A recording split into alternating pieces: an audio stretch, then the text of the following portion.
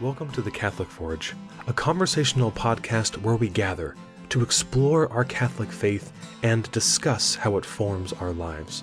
All are welcome to join in this conversation and journey. Thank you for listening. Hey everyone, welcome to the show. This is Eric in West Virginia.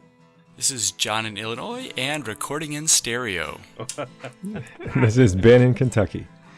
Well, you've spoken well, John. We must come out of the gate and make an apology for these technology issues which have plagued us over the last 2-3 episodes, something like that. I think plague is a little excessive. I think haunted? Well, we're twice. Past the Halloween. I don't know. It feels like it has been longer because we spent so much time, even at the forefront of the whole project, trying to get these things worked out. But then, a setting is wrong, or it's too loud, or it's too soft, or the wrong microphone is selected. I'm looking at my mic settings right now. Yeah, I just checked my mic settings again to make sure I'm using the right one.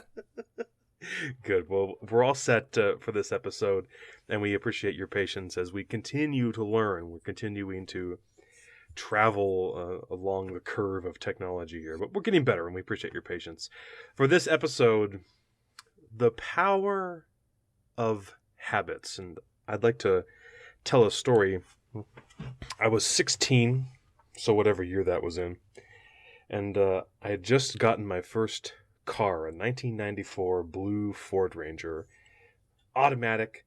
I say it was blue. Yeah, I said it was blue. It was beautiful, and it had one of the bench seats. I haven't been in a car with a bench seat in 10 years, but this one had a bench seat.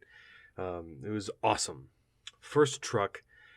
Was out driving one fall evening, going too fast, not knowing what I was doing, feeling like I was Jeff Gordon, but not having any idea how to control a vehicle like this. I mean, of course, I had my license, I knew what to do, but I was in over my head. Came around a corner, was going far too quickly, lost control of the vehicle. The truck zipped over the side of the road, down a hill, about 10 feet.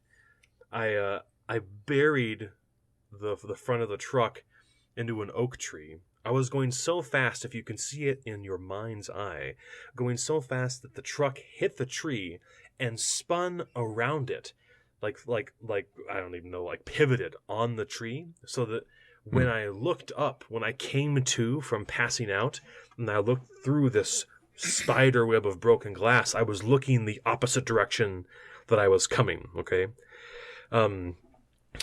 Saved by God's grace, and also a peculiar, I don't know what to say. I had an appointment. I don't know why I was trying to think of a fancy way to say it. I had an appointment set for the next day to see my doctor. I mean, I'd set it months ago. You know how these things work out.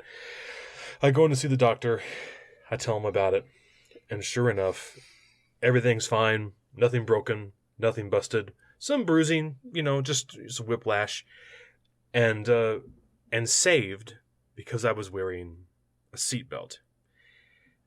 Of course, I know even among the three of us, and certainly among our listening audience, we all can share stories either somewhat like this or quite like this, where saved by seatbelts or by simple, ordinary things that we do day in, day out without thinking.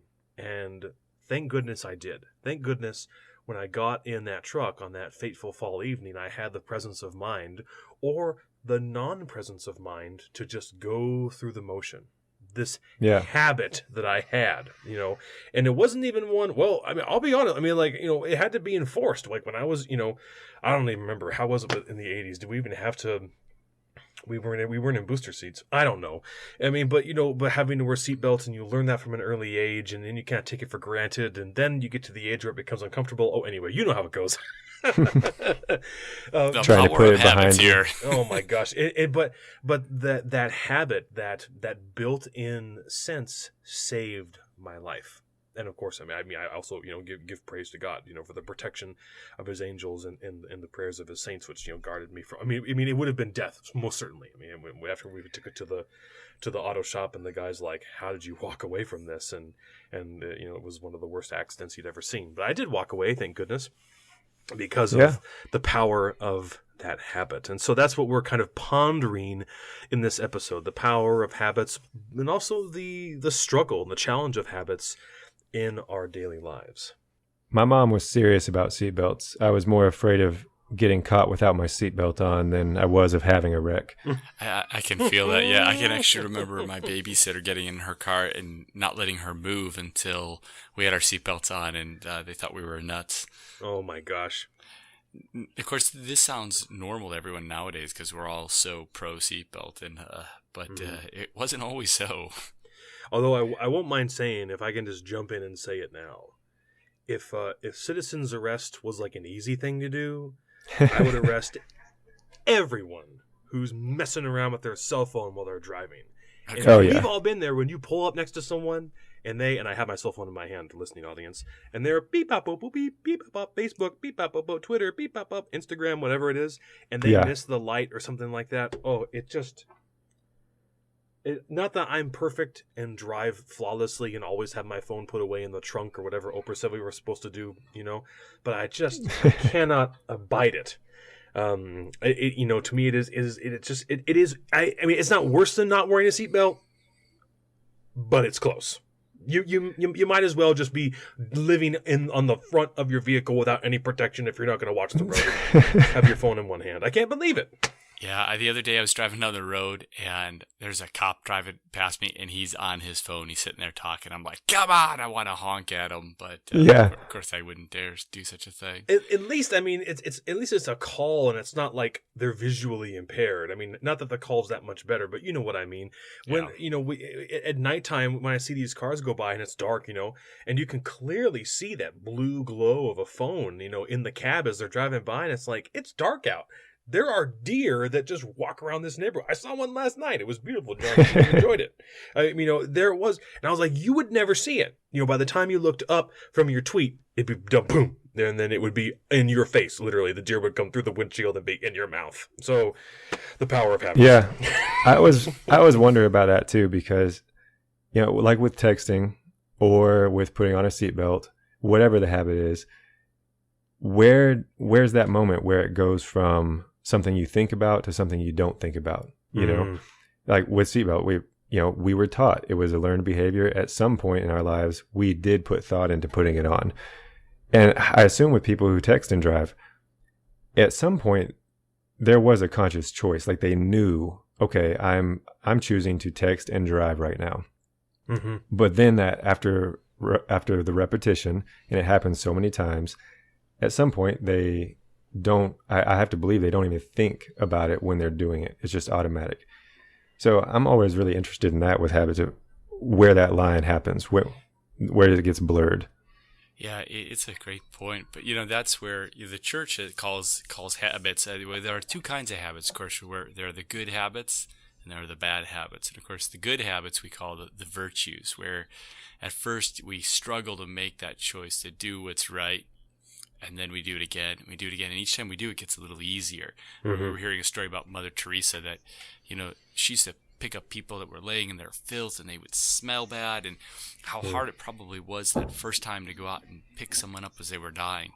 And eventually she did it over and over. Each time she did it, it got easier and easier to the point where all she would see would be Jesus when she'd go pick him up. That habit transformed her, and so like habits are really powerful.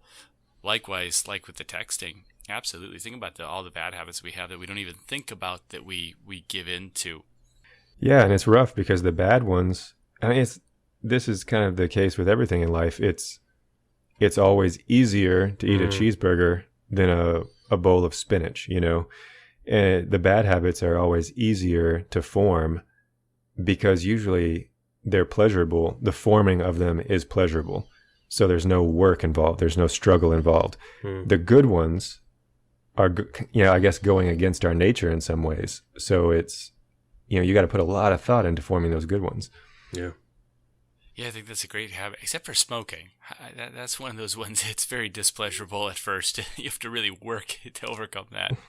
I was under the understanding that I would not be thrown underneath the bus during this episode, but... You won't be because you had your seatbelt on. There's no throwing under the bus. You have the seatbelt. Oh my gosh.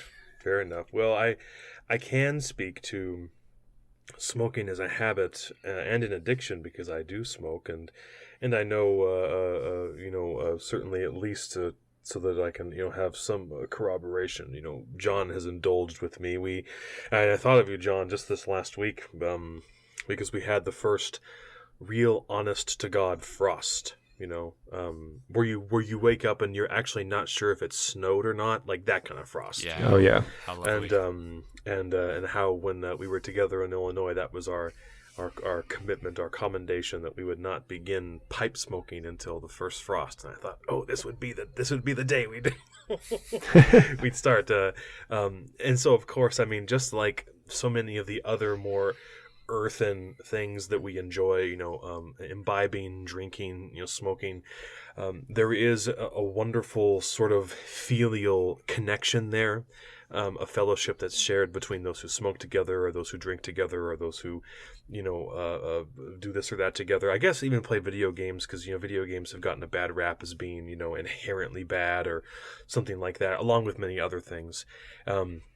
But being a smoker, I can confirm that it is indeed a very, very bad habit, and one that I do enjoy very much and also loathe considerably. C.S. Lewis famously said, I think it was him, he said that every quitter is always, or every smoker is always quitting. And then during one of his snarky times when he had quit smoking, he said, not quitting is a full-time job, or not smoking is a full-time job, not smoking is a full-time job. And he's right. It's very difficult to let go. And just like Ben said, I don't think it's difficult to get into. That first cigarette feels a little weird. And you're almost certainly going to get, knocked on your behind or whatever. I didn't throw up at all. I had no issues with it physically, but you were born for this. This is my moment. But then it's exactly like you said, Ben, where in ease and comfort it takes hold. And especially with something like smoking, we have John, the resident, the neurophysiologist here, who can tell us all about connections in the brain and so forth that are made, pleasure centers or whatever it is through smoking.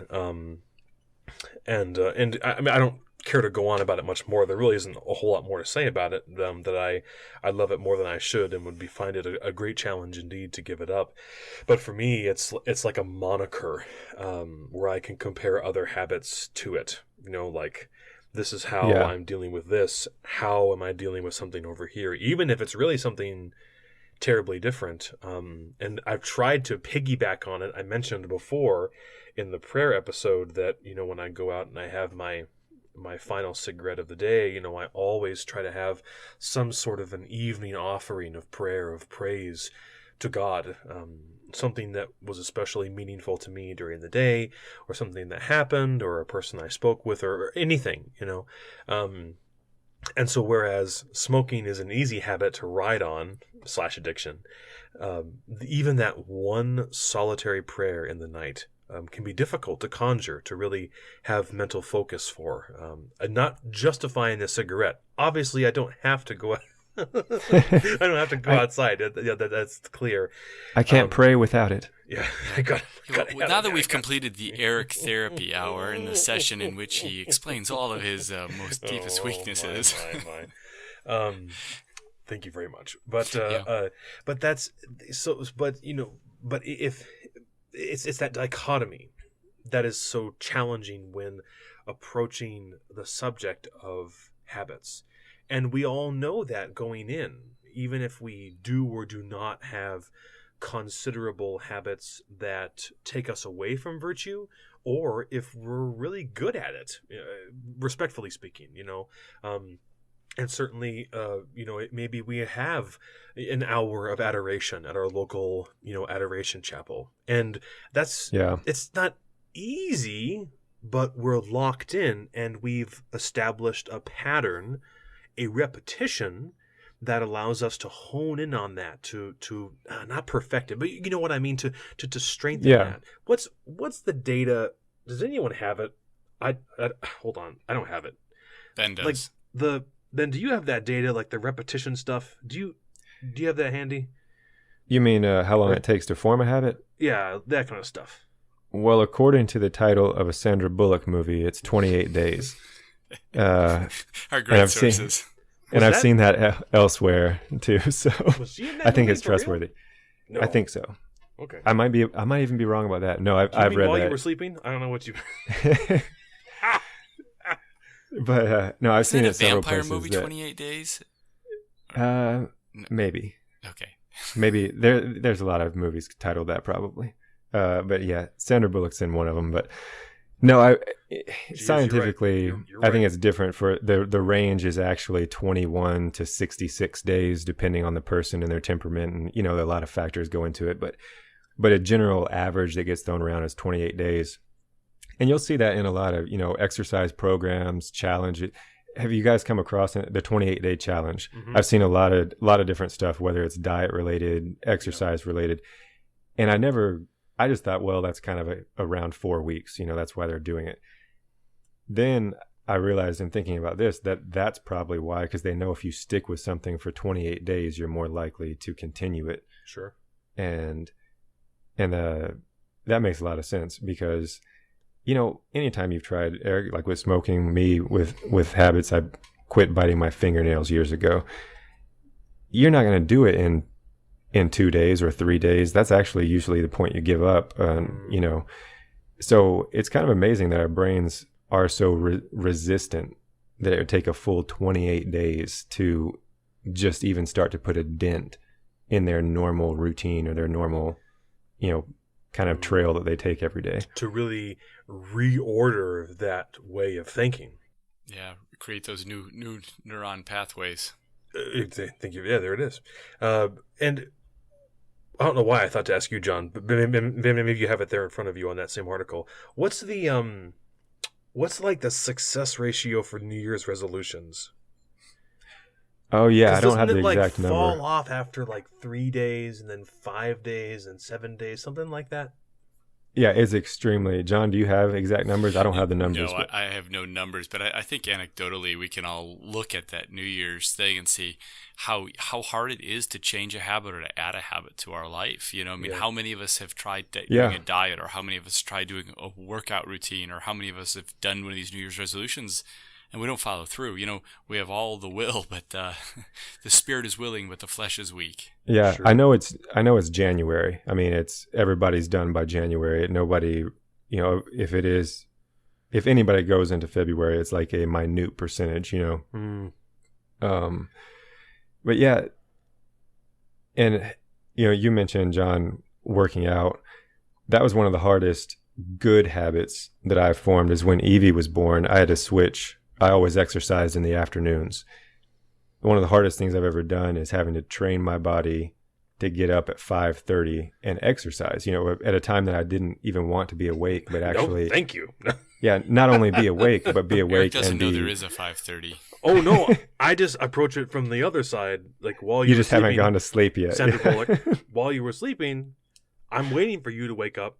I'll text you on your way to work when I'm going to bed. You know what I'm saying? Yeah. Yeah. We'll pass there in the night, but and that still is something that if I don't stick with it, if I have 1 week where I'm on vacation or people are visiting or whatever, my brain still wants to go back instantly to no, I don't wake up at 5:30. I can't do this.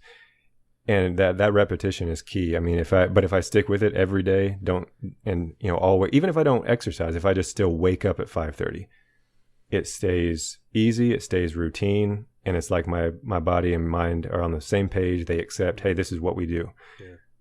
But yeah, it just like it took a long time for me to form that.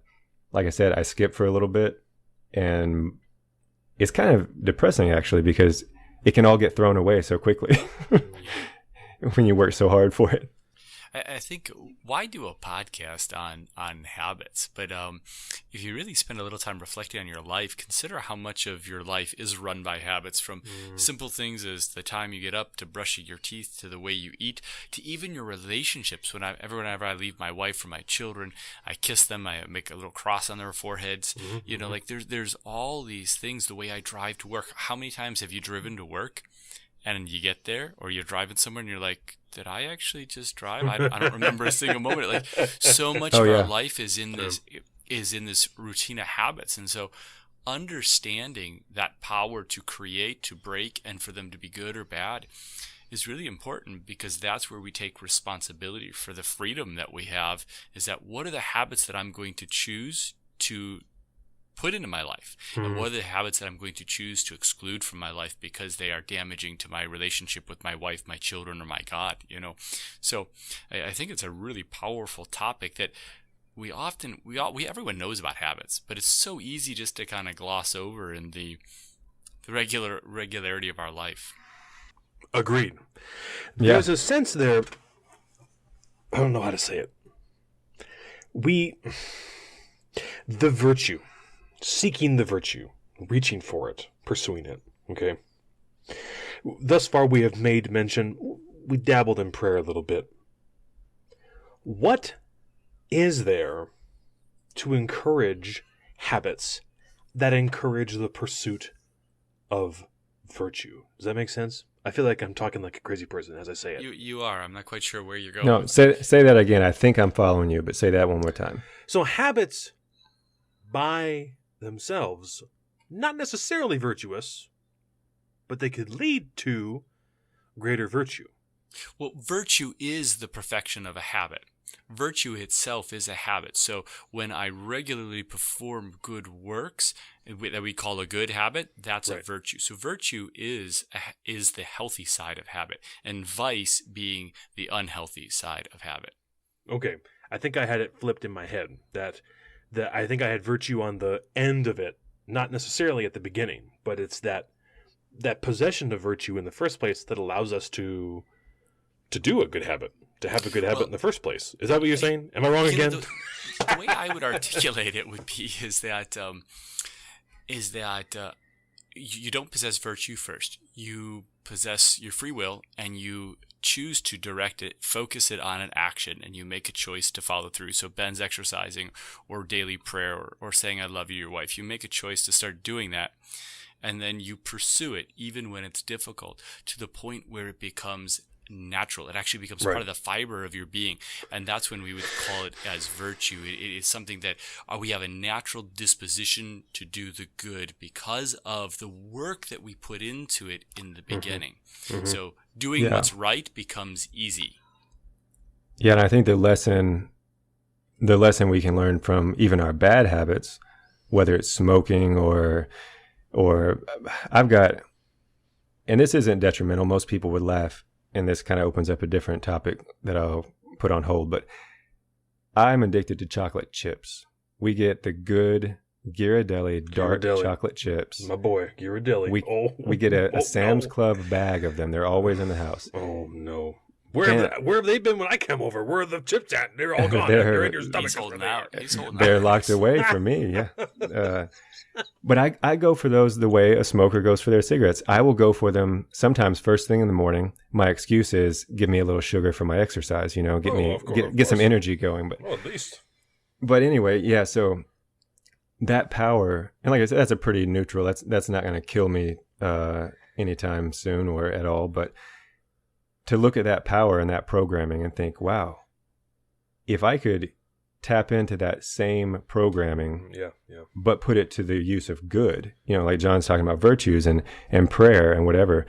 If I could just so automatically get up and think time to pray the rosary, the way I get up and think time for a handful of chocolate chips, What if you made a rosary of chocolate chips? Oh my! They're the perfect as size. You prayed. They're the perfect size. You've already done this. I can tell. I can see your face in the thing. You've already done this, haven't you? I would have to make a new one every other day, though. I would eat the decades. That'd be delightful, though. Oh my gosh, sir, how do you think you came to have diabetes? Well, really through prayer. Yeah. It was the but rosary. that's the thing with the saints. When we look at the saints, or Oh. we look at these admirable people, of course, Mother Teresa now is a saint, but when we look at these admirable people, what we admire about them is precisely that, Ben, that you're saying, that they've ordered themselves in such a manner that they don't even have to think about what to do. They're just ordered to that good, to just like you're ordered to chocolate chips, they're ordered to love and to giving and pouring themselves out, And so that's really kind of the definition of saint, Well, and that, I said I put it on hold. I guess I'm coming back to it pretty fast, but I don't like, and when I take the time to think about it, I don't like anything having mastery over me. Yeah. Even if by society standards, like, oh, they don't even have that much sugar. They're dark chocolate. That's not going to hurt you. That's not don't worry about it. It's the caffeine that's got you. Yeah. But no matter how harmless it is, it's still the fact that if I dig deep and if I really think about it, and the same could be said if, somebody likes sweet tea or whatever it is, like, am I really in control of this, or is it in control of me? So even if the habit is harmless, from a Christian perspective and from a discipline perspective, that starts to eat at me, that, wow, I've let something else be in control of me. Yeah, and of course, that's why the church has the season of Lent, and even in Advent, Yes. where we're called to give up things. The church has worked that in, knowing part of the human person being so seduced by even the good things of this world can become in an improper place. So Lent gives us that time to die to those things and regain mastery for the Lord. The spirit of repentance literally meaning to turn away from it, to just 180, to walk away from it, and bringing in a bit of the Catechism, because I think it so affirms exactly what you said, that really the power of habit is all about freedom. And from the Catechism, go to your books at home, 1731, freedom is the power rooted in reason and will, to act or not to act, to do this or that, and so to perform deliberate actions on one's own responsibility. And then 1732, next paragraph. As long as freedom has not bound itself definitively to its ultimate good, which is God, there is the possibility of choosing between good and evil, and thus of growing in perfection or of failing and sinning. But then here, good news, encouragement. 1733. The more one does what is good. Now here, look, watch. The Catechism doesn't say the easier it becomes. Listen. The more one does what is good, the freer one becomes. There is no true freedom except in the service of what is good and just. The choice to disobey and do evil is an abuse of freedom and leads to the slavery of sin. This is, for me, that's a wonderful framework. It sounds a little stoic. You can feel the moss on the walls when you get into some of that language. But what a wonderful sort of centering of all this pondering here, that it comes down to the freedom of a person to do this or that, to act or not to act, and to make that deliberate choice toward the good, toward the virtuous, toward what is holy. So, let me drag down here a little bit. Kind of in closing, but we're sort of wrapping it up. How can we encourage good habits in our marriage and home? Again, that's our shared commonality here. We're all dads, we're all husbands. Certainly, I don't know about you, and I'm just gonna. Here I go. Now, my wife is a saint, okay? But there are some things she does. You know what I'm saying? I don't even have to say it, This is being recorded. You've said enough. I don't know. No. I could go back and take it out. No one would ever know. But there are some things that she does, like every other person in my entire life, especially John, that I wish I could change. Now, I know I don't have that capacity. I'm not a sorcerer to change her or to Despite manipulate. the robe he wears to bed every night. That's no pointy hat. No, it's a skull cap, not a. what to do in those situations. How can you influence that change for the better, that pursuit of freedom, in the marriage and the home? Any quick advice for me, but also for the listeners before we shove off? I've always read, when I've come across like the new agey self-help stuff, I mean, nothing as noble from the church or anything like that. Pause them right there.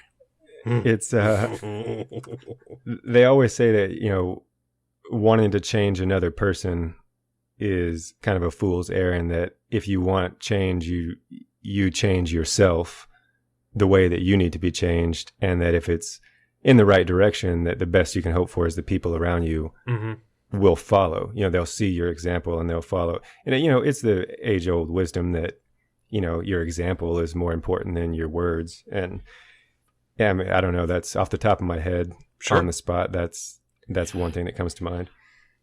For me, very, very true. Conversion always begins with me. It always begins with me first, and that's, if I want to see change in the world, I have to be that change. That little slogan. But it really is an effort, and being able to reflect on my marriage and the abundant failures there. Most of it resides in me, and it's when I fail to make that choice and to lay myself down to do that self-sacrificing love that we're called to do for our brides and for our children, to pour ourselves out. And so I that's too big of an idea to be like, I'm going to become self-giving, life-giving love, but I'll do the dishes. I'll sweep the floor. Yeah. Next time Cecilia leaves her numerous pairs of shoes on the ground, I won't complain. Oh no. And it's little choices like that, and making a conscious effort to make those is how I go about it. And as Ben said, if I miss a few times and start getting annoyed, it's hard to get back to it. But I have to keep, just like exercise plans. It's not you're always in the process. You're always one day away from not exercising. I'm always one day away from being a jerk. So I have to constantly make choices for that. And then when I love as I should, that then it causes other people to love as they should too. Yeah.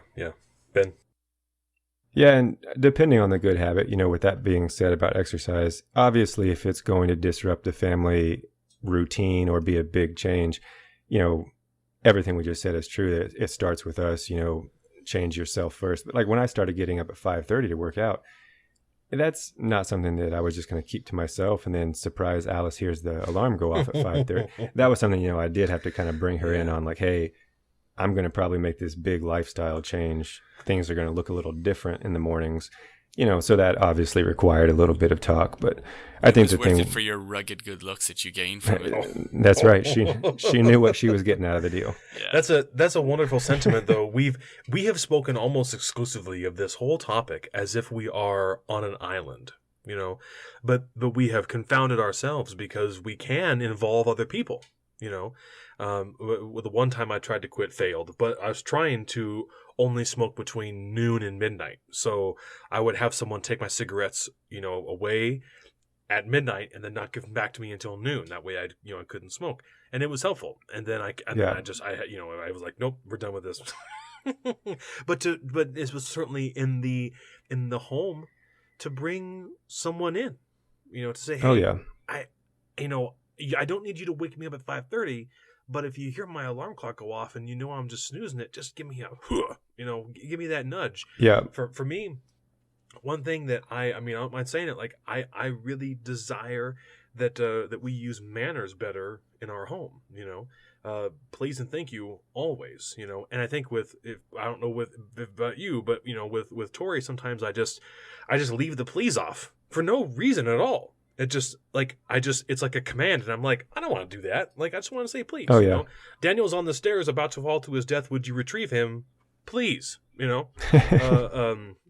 that softens the blow as he plummets. And so, and then when I don't do that, and then I get I get down on myself, and then the next time that she asks me to do something but doesn't say please, I'm already already dealing with that like self-consciousness from the time I blew up before, and so then I'm less likely to want to do what she asks me to do because she didn't ask me the way I want her to ask. Now this is too much. Okay, this is we're in the soap opera level of craziness now. Okay, and so I know what you mean, though. but to have that openness, to have that communication is tantamount, and it will. I think we're kind of agreeing that it will lead to a higher success ratio, if we bring other people into that effort. Having an accountability partner always helps, Oh, yeah. And of course, that's why that's part of the point of a spouse. God says, I will give you a helpmate, a partner, and so even with our struggles in our life, we need to be bringing them in. And that's hard for us as men because it's hard for me to ask for help. And I do have to ask my wife for help with those things. Yeah. So maybe a good rule of thumb then is if you're wanting to change your own habits, bring other people in. If you're wanting to change another person's habits, don't. Focus on yourself. That's very, very well said, Ben. Thank you very much. This has been the Catholic Forge. We thank you for listening. Oh my, we thank you. All these folks who click over there, YouTube, SoundCloud, and yes, iTunes. Hey, if you listen on iTunes, let us know. It's difficult to track that data, and so if you are listening there, we'd like to hear from you. Does everything work okay? Does everything download okay? Does everything sound all right? We want to hear from you. Give us a review. Yes. Oh, yes. Give positive, please. But for now, we'd like to close, as always, with a prayer and a blessing. May God the Father, and God the Son, and God the Holy Spirit bless you, guard you, and lead you to eternal life. In the name of the Father, the Son, and the Holy Spirit. Amen. Amen. Thank you for listening to the Catholic Forge. We hope you've enjoyed this episode and will leave us, yes, a positive rating on iTunes, SoundCloud, or YouTube. Please continue the conversation with us on Facebook by searching for The Catholic Forge, and we're also on Twitter at Catholic Forge. To submit questions for our mailbag segment, you can reach us at thecatholicforge@gmail.com. For more information regarding the podcast, visit our website at thecatholicforge.com. We especially thank our virtuous wives who have no hang-ups, to my knowledge, They're perfect. It is true. No bad habits. That's right. For their continued support of this project. And we also thank you, the listener, very, very much for your support as well. Thank you.